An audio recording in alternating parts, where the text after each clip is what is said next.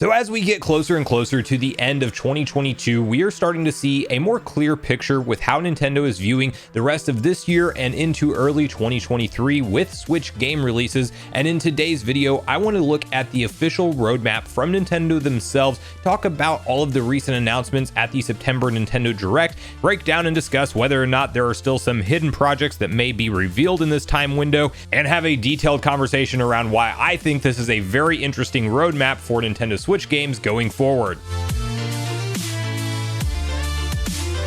What's up, Nation? If it's your first time on the channel, make sure you join Sunbro Nation by subscribing below, hit the like button on this video if you enjoy it today, and make sure you turn on your bell notification icon so you're kept up to date with all the newest gaming news. Now, as mentioned, guys, today we are discussing Nintendo and their 2022/even 2023 games roadmap, as in light of the recent September Nintendo Direct, we now have a much clearer picture at how Nintendo is structuring the rest of this year and even the early parts of next year with Switch game releases. And you can't argue that there is a lot to be desired, especially if you are in the leaks and rumors news community where you keep up with what insiders are claiming. And yes, there were absolutely some announcements that were missing that I think many fans were expecting to be at that last Direct, which is also interesting to me because when you do look at what Nintendo has lined up for the rest of this year, well, you do kind of see that there could be arguably some room for additional releases. Now, to start off the conversation here, right over on Nintendo's Direct website itself, where it does have their outline release schedule, we of course just came off the heels of the Splatoon 3 launch, which you have to keep in mind is a incredibly successful series when it comes to sales for Nintendo. Not everybody thinks of Splatoon up there with the Mario, Zelda, and even Animal Crossing level of sales, but it is fastly becoming one of Nintendo's biggest and most popular franchises, and definitely one that generates revenue for them, as Nintendo was so proud of the kickoff from this game. Actually, their Japanese Twitter account sharing out that the game sold over 3.45 million units in just the first 3 days since launch. So you do have to keep in mind that that is a big focus for Nintendo, and while you may not see it like something like a Mario or a Zelda, it really is fastly becoming to that level for Nintendo in their eyes in terms of revenue. And we of course are going to see continued support for this installment and probably future installments to come, so keep that in mind when we're talking about big releases in 2022 for Nintendo, because Splatoon 3 is definitely one of them.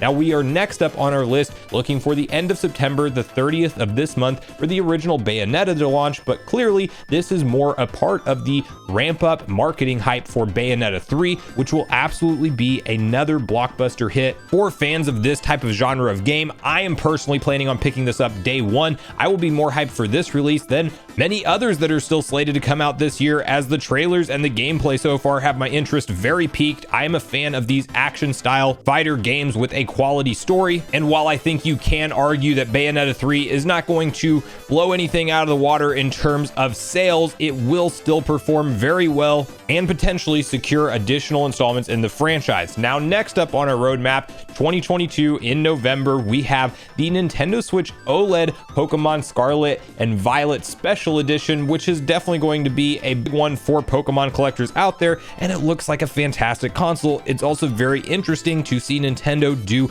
back-to-back support with Special Edition OLED themes when we just saw Splatoon 3 themed OLED launch, and then we're turning around and literally a couple of months later you will have another Special Edition Switch on the market that you can pick up. These are actually $10 more expensive than the $350 retail price that the regular OLED sells at. So yes, Nintendo is driving some additional revenue to the bottom line with game-specific Special Edition OLED releases, and we will have to wait and see whether or not Zelda Tears of the Kingdom gets some kind of similar treatment, or if that's launching alongside of something like more powerful hardware, which is definitely being talked about as well. And I could see Nintendo doing something like that, but we're not going to dive into that portion of the conversation in this particular video. Now, we do have to spend just a little bit of time on the November 18th release of Pokemon Scarlet and Violet, because this is absolutely a standout marquee title for Nintendo in their mind, even though it is from the Pokemon Company and Game Freak. They are exclusively launching this game on Nintendo hardware,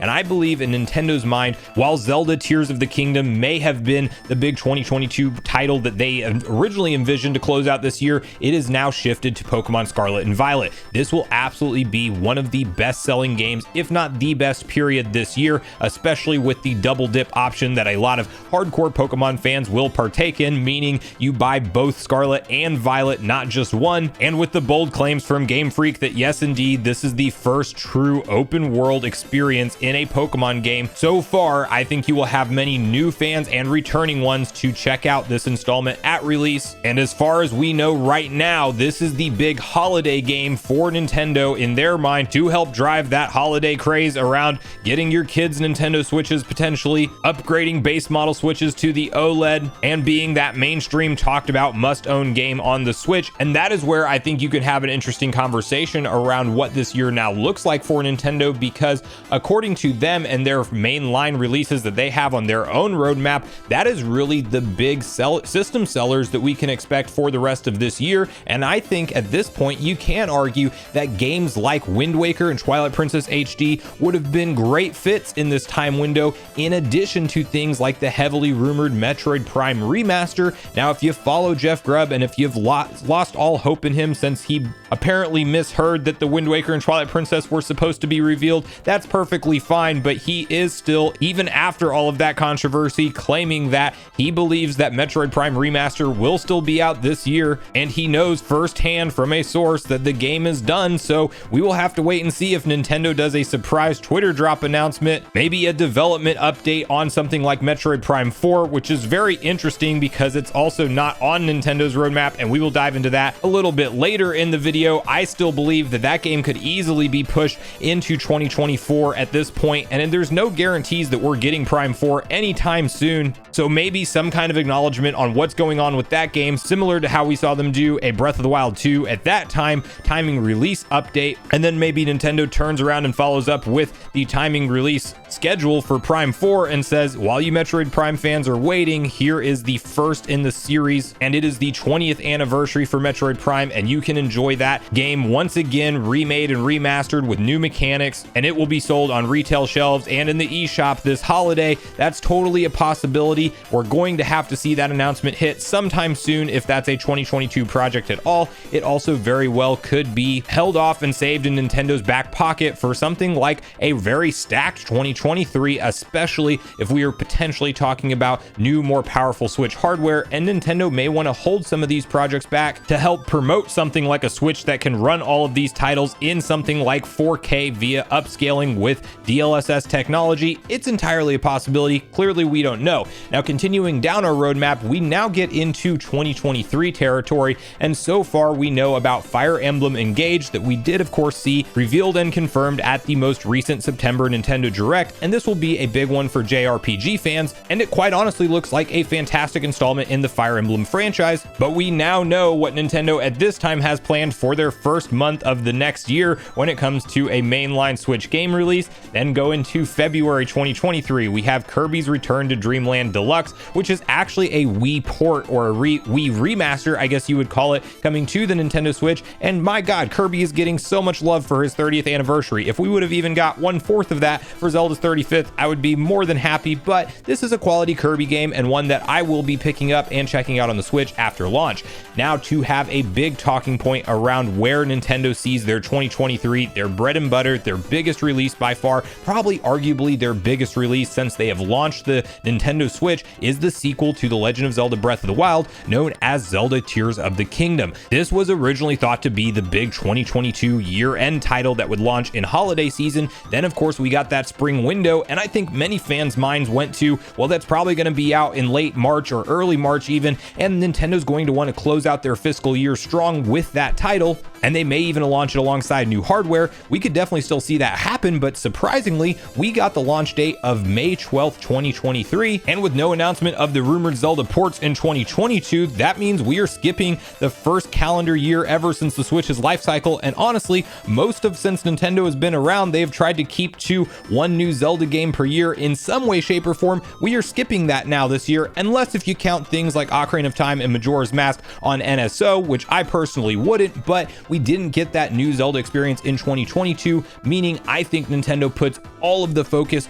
on 2023 for Zelda's big sequel, the big return to Hyrule from Breath of the Wild, that open world formula and layout, but now expanding that to the skies and most likely dungeons beneath the ground. I am super pumped for this game, and this will definitely be the highlight of 2023 as far as what I know to expect so far. And I also think that 2023 gets only one Zelda release, and it is most likely this, outside of any potential spin-off projects that may be in the works. I think that all spotlights fall on The Legend of Zelda Tears of the Kingdom. Now, you also have Pikmin 4 on Nintendo's 2023 roadmap that of course was recently revealed at the September Direct, but no gameplay, mind you, just a brief screenshot of a new camera angle and kind of a CGI trailer to hype this up. If this game does indeed come out in 2023 at all, I believe it's more towards the end of 2023, could even slide into 2024, and I think Metroid Prime 4 is most likely in that same scenario. And so now we are at a point where we have to wonder, is Nintendo going to pull back the curtain on any additional titles for the end of this year and early next year?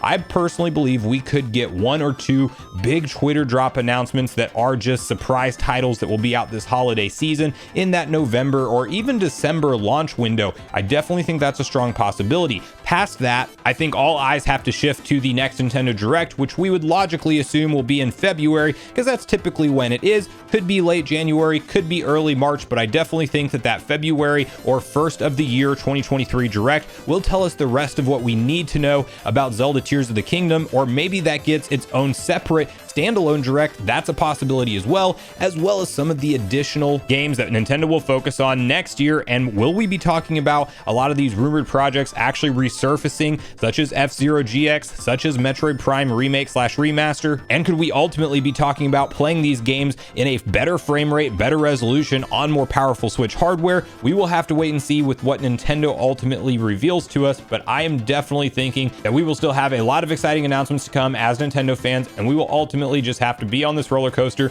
to see when Nintendo finally decides to reveal them. I want to hear from you guys at this point in the video, all your personal thoughts and speculation around how you think Nintendo will finish out the rest of 2022 and lead into 2023. Do you think there are multiple rumored titles that have been talked about in the news that we will indeed see make it over to the Switch? And do you think we're going to be talking about new hardware alongside of the launch of Zelda Tears of the Kingdom? Or do you think that that long rumored Switch Pro or more powerful revision is just not a thing at all, and we will most likely be on the OLED model of hardware until whatever the true future next generation Switch has to offer? And tell me whether or not you think this year does feel full enough in terms of Nintendo Switch first party releases, or if you really do think Nintendo is relying too much on the partner support, games like Mario Rabbids Sparks of Hope and other third party titles, and they don't have enough themselves out this year. And whether or not you personally feel like this has actually been a good year as a Nintendo Switch gamer when it comes to Nintendo releases. And bonus question, do you think that The Legend of Zelda Tears of the Kingdom is the only Zelda game we get in 2023